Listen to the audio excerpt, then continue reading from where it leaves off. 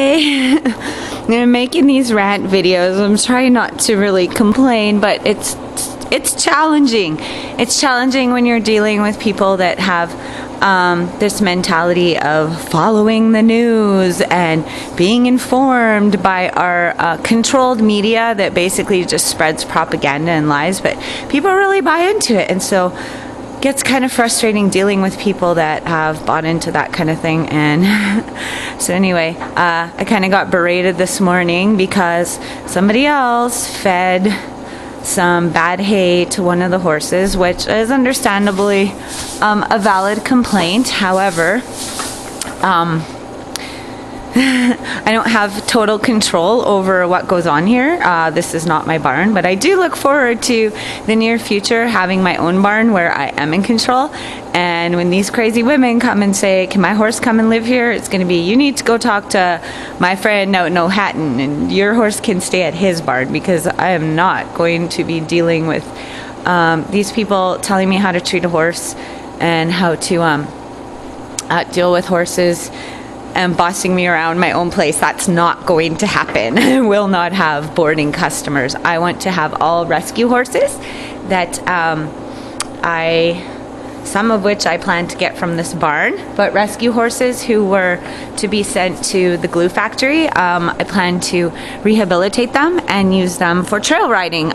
Mainly I want to do school groups and trail rides for people that are inexperienced and just want to have a pleasurable horseback ride. No competing or rodeo or any of that kind of stuff. I'm not into it. I thought about maybe setting up a racetrack where it's natural horse racing with no shoes and stuff like that. But anyway, this morning, this woman who trains some horses here, she came and let me know that we're doing things wrong, and she's quite upset. And like I said, she did have a valid complaint about the bad hay that was fed by some people that come here super early in the morning when it's dark, and it's hard to really judge the quality of the hay at 6:30 a.m. before the sun comes up. However, something I want to point out is she said to me, do you think that your mentor here is an animal lover? And actually I do, because he's called me over a few times. Look at these foals playing, kind of excited about his little horses that he's bred. And I've seen him where like his horse had an eye injury. It got poked in the eye really bad, and I got to kind of help him with giving that horse the eye drops, and he was genuinely concerned, and I could tell that he genuinely cared about that animal's welfare, as well as all the animals here. He can be a little ornery and he'll swear at them, but they don't understand English. They don't know what he's saying. They have minds of their own, and they don't always do what he wants them to, and he gets frustrated and curses them out. But I've never seen him outright abusive to his animals. This other lady, I have not seen her outright abusive to her animals, other than the horseshoes, which they both do apply horseshoes. However, she is much more of an advocate of horseshoes than my mentor here. My mentor here only shoes horses when they're going to be shown at the horse shows. The rest of the time his horses stay barefoot. However, her horses I've seen, or they're not even hers, she doesn't even own a horse. She's such an animal lover, she doesn't even have a horse. But the horses that she advocates for of her clients that she trains. So what I will tell you, in my experience, I don't know what she does with horses. I've never seen her outright abusive to horses. I've never seen my boss outright abusive to these animals, other than the horseshoes, which, you know, they disagree with me on that that's abusive, but I believe that it is abusive, and I totally disagree with that. But it's a common practice, and it's not seen by general society as an abuse, but to me, with the things that I've studied about wild horses and stuff, I know that it is. I know that it is. But I'm not going to argue with them all about that. But one thing I will say is that I would prefer to work with these horses that are twice as big, that belong to my mentor, than to work with her smaller, prettier horses. Because right now she's managing 5 horses, and my boss is managing over 100. And my boss's horses are left mainly to have a natural lifestyle, which they're free in the pasture as a herd. Her horses are all separated into their pens and into their stalls, and they don't get to interact as much and But anyway, what my main thing is I have never, other than the little babies that don't even have teeth, I have never had one of these Clydesdales try to bite me. Never had them try to bite me.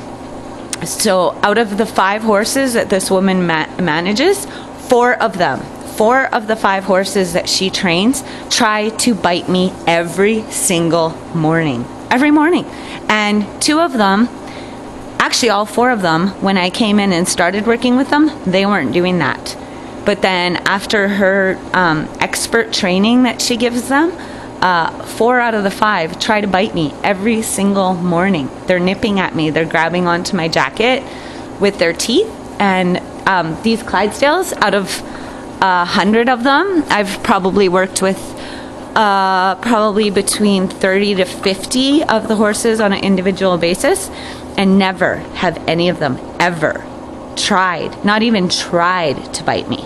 Other than the little babies who don't even have teeth, have come up and grabbed my sweater with their gums. But so to me, the proof is in the pudding. If you look at my mentor and how his horses are to work with compared to this lady and how her horses are to deal with, it's kind of clear to me who's the animal lover and who's manages their horses, who I want to follow, who I want to lead me as how I am going to manage my own barn in the near future. And definitely this fella that manages 100 horses, which the ones that I have worked with have never tried to hurt me, or this lady that doesn't even have her own horse and manages 5 horses for her clients, and 4 of them try to bite me on a regular basis. Not to mention other horses that she's had that have come and gone that were under her care that bit other people and actually became dangerous to the point that they were rearing up and striking at us. So basically, I know who I want to listen to, and so what I heard this morning was on the news. They said how cold it was on the news. You should have known not to put these horses out. Well, I don't listen to the news because I know that other than the real-time weather report, the real-time weather report is the only thing on the news that I believe is fact that you can actually take to the bank, because you can look at the thermometer and say, oh, okay, yeah, that newscaster said this is the temperature, and the thermometer says the same thing. If you're looking at their forecast for the future, that's going to change. So the only facts that are on the news is that real-time weather forecast. Other than that, it's a bunch of BS. So I'm not I'm not even interested in talking to people that watch the news, because their heads are full of propaganda and they're not like-minded to my way of thinking. And I know my mentor here that owns this barn, he listens to the news, and sometimes he tells me stuff about what goes on, and I just try to ignore it because he's set in his ways. He's an older fella. He's set in his ways, and I don't think that I explained to him all about the Empower Network, but he's decided that he wants a $5 a month website that's set up by somebody else that is going to serve his purposes. His purpose is not to create an empire on the internet like me. So that's not what his interest is. So he can have his $5 a month website and be happy with that. And I'll be making money with my website while and maybe I can change his mind in the future. Bless me. Excuse me. But I'm not too focused on that, because like I said, he's an older gentleman set in his ways, and doesn't know about computers and doesn't really have a strong desire to learn. So, you know, you got to meet people where they're at, and he's not he wants to pay $5 a month for a website, and so I'm probably not going to convince him otherwise when it's $25 plus the affiliate fee plus all these great products to teach you how to do it. If you're not interested in learning, it's not going to be a good investment. So we'll leave that where it is. But anyway, the whole point of this video, this rant, is not to so much complain about anybody or anything, is just to when you're looking for a mentor and somebody to follow and learn from, no matter what, whether it's, managing animals or fixing cars or whatever it is that you're learning and that you're looking for a mentor, making money on the internet, you want to look at the results, because people can say a lot of stuff, like I can say a lot of stuff, but really, if you start working with me, with this company, what I'm going to tell you is not to listen to me, because I'm pretty sure that everybody out there wants to make a lot more money than what I am, which is what I want to do. I want to make more money than what I make right now. And in order to do that, I know that I need to be listening to people that are doing it. And so if you come on my team, I'm just going to tell you that you need to buy the products and learn this stuff from people that are making 6 figures in a month or whatever they're making. I'm not going to ask people to be listening to what I think, because my results are not where I want them to be. When I get to my destination, then it will make sense to share with you my strategies and what I do to make money with the internet and the Empower Network. But until I get there, it doesn't really make sense for me to teach you how to make like $2,000 a month when we all want to make like $10,000 or more. So that's what the training is there for. And so, but the main point of this video is that when you're looking for a mentor, you really got to look at results. And I was actually talking to somebody the other day and about how this particular lady that was upset this morning, that I could actually probably learn a lot of things from her. But I thought about it a little bit more, and after what she said to me today, I realized that no, I don't want to learn what she does with horses, because 4 out of the 5 horses that she trains here are trying to bite me every day. So I don't really want to learn how to rescue horses. I don't want to learn how to get horses wanting to bite people, because my whole idea for my business model is to bring in inexperienced and novice people to experience horses and ride horses. And when you're dealing with people that don't have knowledge about these massive animals and how to handle them, you do not want to have animals that are in any way a danger to the public, which those 4 critters, they are dangerous. They're trying to bite. It's only a matter of time before one of them actually does bite someone to the point that there's an injury. I got bit the other day, got a little bruise. I'm not injured, but that kind of thing tends to escalate. So anyway, the main, again, back to my point, when you're looking for a mentor, be sure that they have the results that you want to get. Don't listen to people that are creating a negative result that you don't want to have.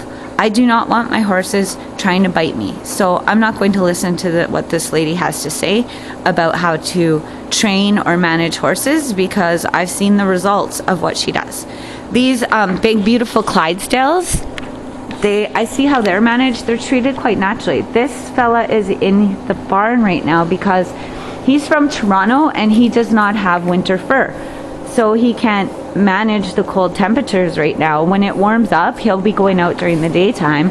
But as far as at nighttime, he kind of needs to be in, because he's just got this thin coat of hair from being in the warmer southern Ontario climate, and he can't handle the super cold weather that's out there. And that's the only reason he's in here. And when it warms up, he'll get to go back outside where he belongs and have a happy, healthy horse lifestyle instead of being locked in a barn for 20 hours a day.